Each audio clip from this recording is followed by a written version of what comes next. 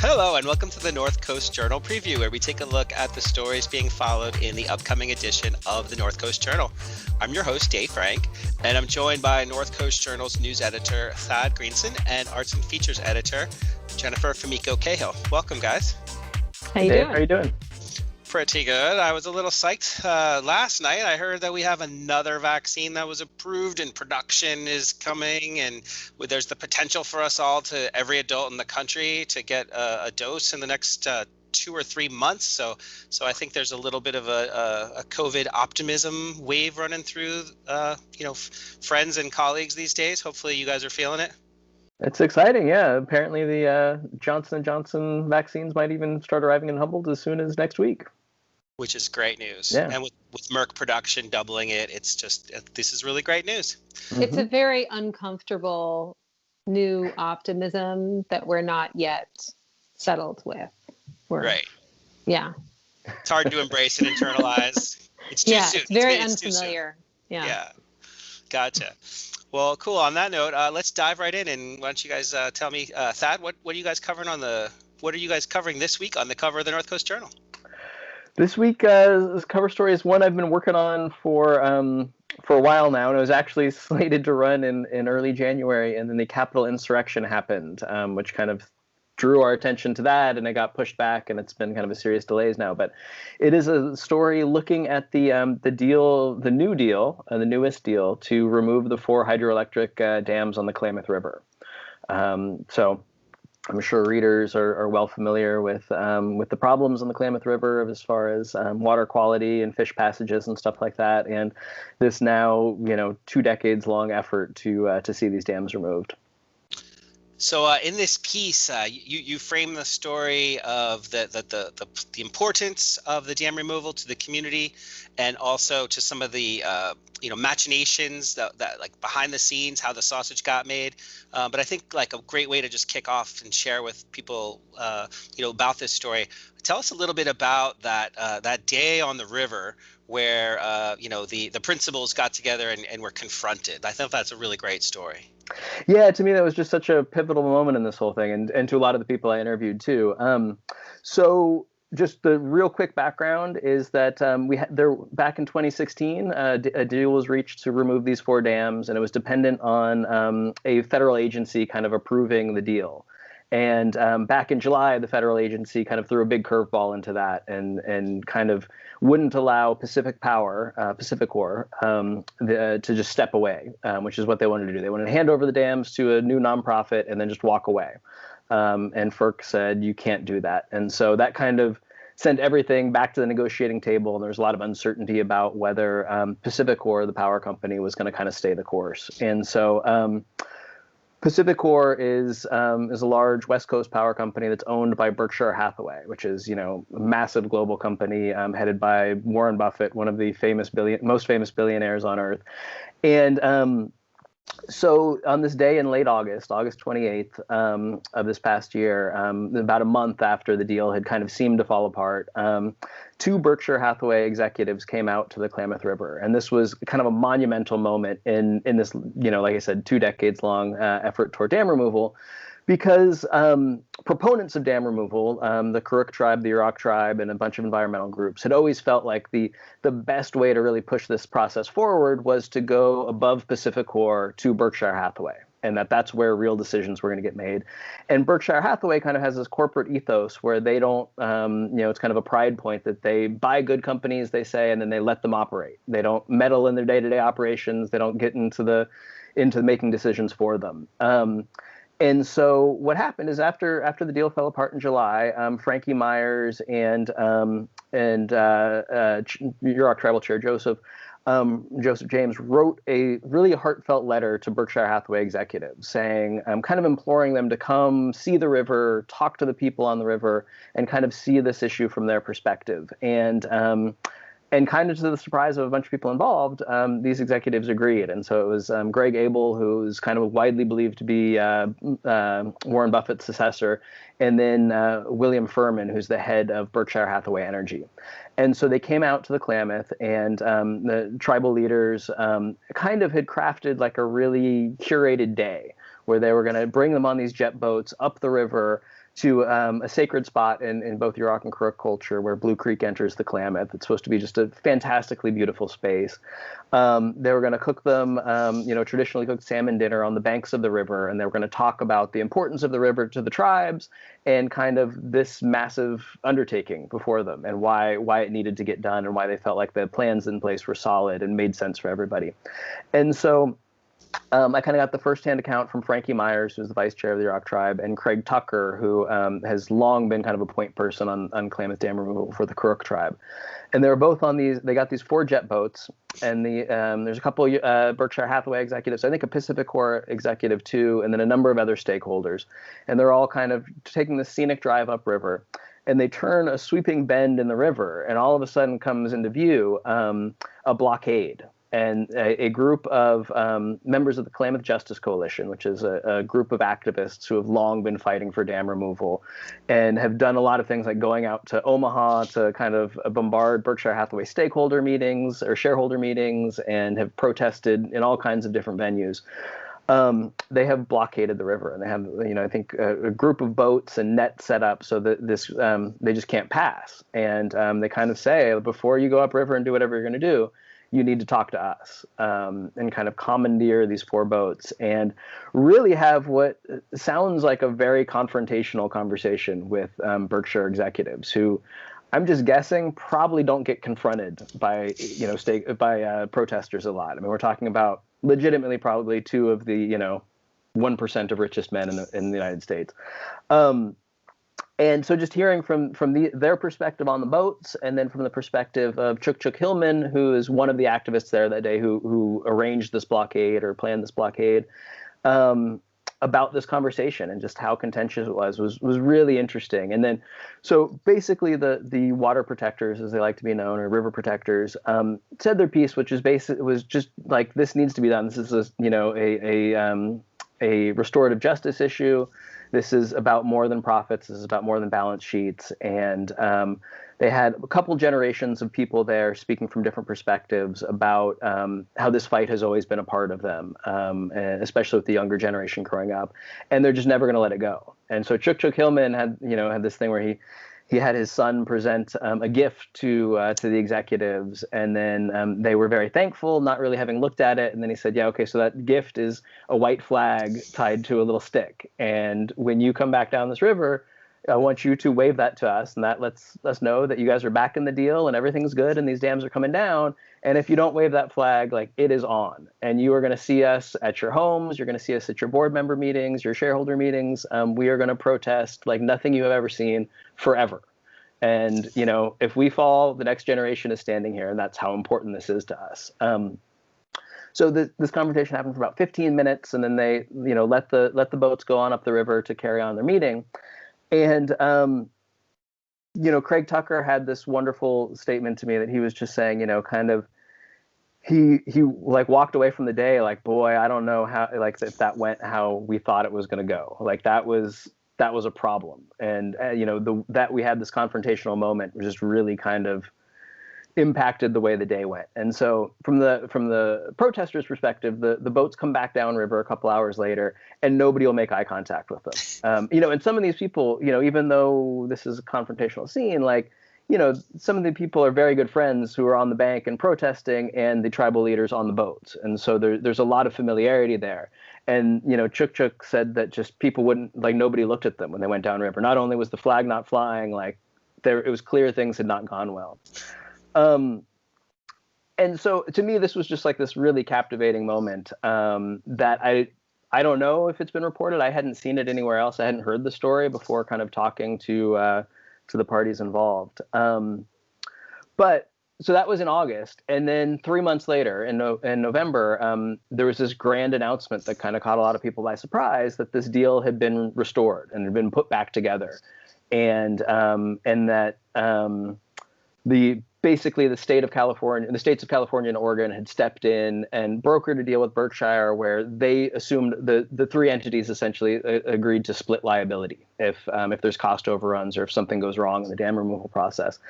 And so they managed in a few months to really kind of not just restore the deal that was in place, but come away from it in a place where everybody feels more optimistic than they've ever felt that this is really going to go through and this is really going to happen, which is pretty remarkable. Yeah, I mean, I got goosebumps hearing you say it. Reading it was really interesting, but hearing you tell it is even better. So there's a lot there. Like the restorative justice element actually seems like it's sunk in with, like I said, the principles from Berkshire Hathaway and its subsidiaries or affiliates. But also, you mentioned that the states of California and Oregon agreed to pick up like sort of a joint liability, which was necessary based on the FERC requirement. So all the pieces came together. Do you want to add at all any about like what other things transpired, what other elements in the process brought us from that day on the river to this agreement, kind of like the momentum that was built over time? Yeah, so I think there was kind of this perfect storm of factors that hit like all at once that I think are really interesting. So there's that moment on the river. You had this didn't happen in a vacuum. It happened, on the heels of the Black Lives Matter movement, a lot of talk about social justice issues nationally, all the way back to, the Keystone Pipeline and Standing Rock Sioux. And just there's a lot of movement in social and kind of making amends for old wrongs right now. And so a lot of people I talked to about why this happened now and how this longstanding effort to get Berkshire Hathaway to the table was so successful this time. And they said it's that, it's those factors. And then it's also that we now have, a generation of young professionals that have grown up in this fight. And so, there are tribal attorneys, there are people, really scattered throughout the Western United States who grew up in the Klamath region and grew up as a part of these tribes and as a part of this fight and have known, it's part of their fabric. And so when kind of there's this call to arms that this deal was in jeopardy, there were people all throughout the Western United States who agreed to kind of pick up this fight. And so all of a sudden you had, not just protests here, but you had protests in Portland in front of Pacificor's headquarters. You had protests in San Diego where Pacificor was trying to broker a new deal to provide power to that city. And so there's just this coalescing of factors that really got this momentum rolling. And ultimately, what everybody said is once Berkshire Hathaway came to the table, they were all business. And they were first of all, they're convince us that this is the right thing to do and convince us your plan is solid. And all the science was there. And so, the negotiators were able to do that. And then once, according to everybody involved, once the executives saw that, they're like, okay, let's get this done. And everything that had been a roadblock before, just all of a sudden the skids were greased and things just moved. Yeah, this is a great story, and there's a lot more in there. So hopefully people go check it out. It's a testament to perseverance and commitment, but also to justice prevailing. That Martin Luther King, the arc of justice bends. I forget the exact quote, but I feel like this is where we've got our own local version of that happening here. So thank you for sharing that with us. It feels like a rare, breath of fresh air here. It's a piece of good news in a time when I think we really need it. So it's good for the environment. It's good for the people. It's good for our culture. It's fantastic. So thanks. Yeah. How about you, Jen? What's going on this week on the Arts and Features beat? Well, at the risk of absolutely blowing our optimism quota, which already we've done, I am looking at some new businesses this week in our On the Table column, particularly trucks. I don't know. Are you a food truck guy? I love them. Yeah. Yeah. What is your deep favorite on food trucks locally? Well, so I don't really discriminate. I mean, I'm from New Jersey, and the grease trucks were a feature of our community as long as I can remember. Mm-hmm. You just kind of go out, and it's like a thing. It's a big social event on weekends. I should point out to people who are not from Jersey that grease truck is not pejorative. It's absolutely it's like saying greasy spoon. It's endearing. You know what you're coming for, and you get it. So now we have 3 more trucks in Arcata and Eureka combined. So there are a couple. One of them might give you deja vu. You might be like, what is the Loco Fish Co. truck doing at the shanty? But in fact, it is not. It is a truck that the shanty bought from Loco Fish Co. and kind of worked on, refurbished it. Was something that they didn't have time to work on and to upgrade. And so the shanty bought it. And as you know, as we jump between tiers, we jump between red and purple and orange, and who knows, next week maybe we'll have new colors. Glitter next week. It's been hard for restaurants, of course, but in particular bars. If bars don't offer food, they can't open up except in the lowest tiers. So bars have been making deals with food trucks and things to come and, offer food. And if you want to get a drink, you got to also get something to eat. So the shanty decided to, fix this problem by getting their own truck. Now, one of their bartenders, one of their main guys, Mike Vidiallo, he's a chef, and he's worked in a lot of kitchens around Humboldt County. I believe Hurricane Kate's was one of them, for those of you who were eating way back. But he's the guy who helped with the menu over at Chuchi's. And he knows his way around a kitchen. So they made a whole menu of really cheap food with the thought in mind that a lot of their regulars want to come sit in the outdoor patio. They don't have any indoor service right now. And they want to come and have a drink and do their usual thing, but they're going to have to buy food. So they made it really cheap. You can get an order of fries, Brabant fries for, what is it, like $4, I think. So by the way, I'm not sure if I'm saying this the way people say this in New Orleans, but Brabant, Brabant, I'm going with the Dutch. They're like little potato wedges, and they're fried, and they're, spiced, in this case, with Cajun seasoning, with garlic. And the whole menu, from the shanty burger, which comes with remoulade, to the red beans and rice, to the shanty fries, which are covered in red beans, and I think there's a remoulade and a sauce vert on the side. Everything is kind of New Orleans themed, and that is partly because of Lynn Sandstrom, the owner. Her wife, Raina Kruger, died in 2018, I believe it was. And you may have seen the New Orleans style second line procession through Old Town with the brass band and the umbrellas and everything at that time. And because she was such a fixture in the shanty world, and she so loved Mardi Gras, they decided to make this menu in her honor. And I think the most expensive thing on the menu right now, I think, is $11 for like a burger and fries. And it's just really pushing that idea of like the shanty community, which it is a community. It turns out that all these people donated time and effort to like help. One guy built the outdoor patio that they have in the lot. A local spa company donated a bunch of materials so that they could have a patio covering in their old patio. Like, people are like, we cannot let the shanty die.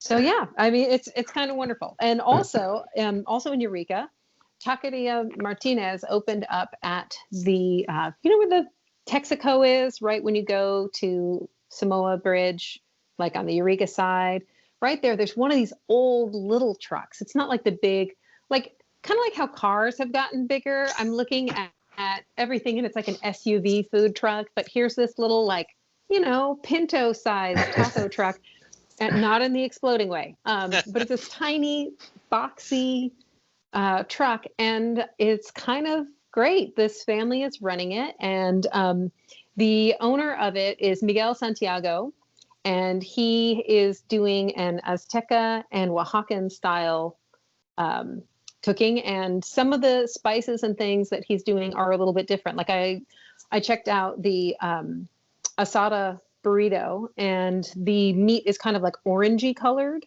and it's just a different kind of marinade, a different spice, so it'll be different. And his son Christo told me over the phone, there's nothing else like this. That's what his dad says. So you're not going to find anything else like this truck. And their mission was kind of to do something different.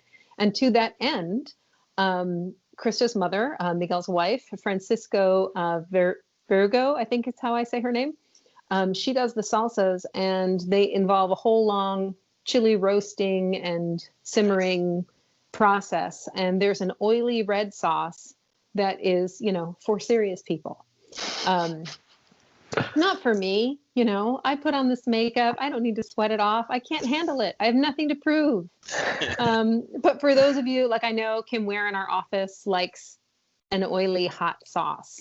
And so I encourage you to try it because they're really something. And then last but definitely not least, you may or may not have in Arcata driven by the Coupe truck. That is Coupe, Couxp.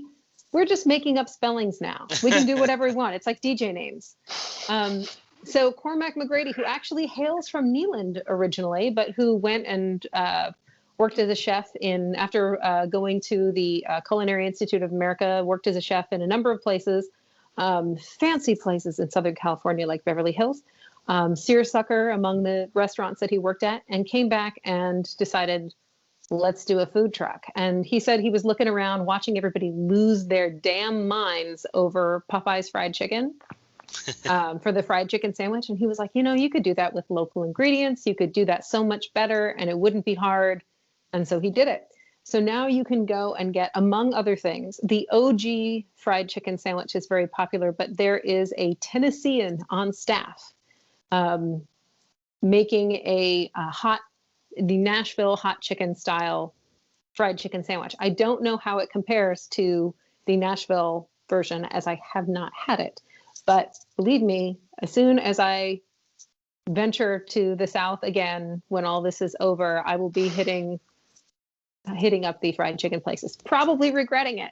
But, anyway, so that is available. And, it's just kind of great to see in a time that's really hard for a brick and mortar restaurant and for, paying rent and doing all those things. People have really embraced the truck, and also customers have embraced the truck, I think, as a way to grab and go and, have minimal contact and still support local businesses. And it's been cool to watch. So, and if you see any new trucks that I have not noted, don't keep it a secret. Tell me.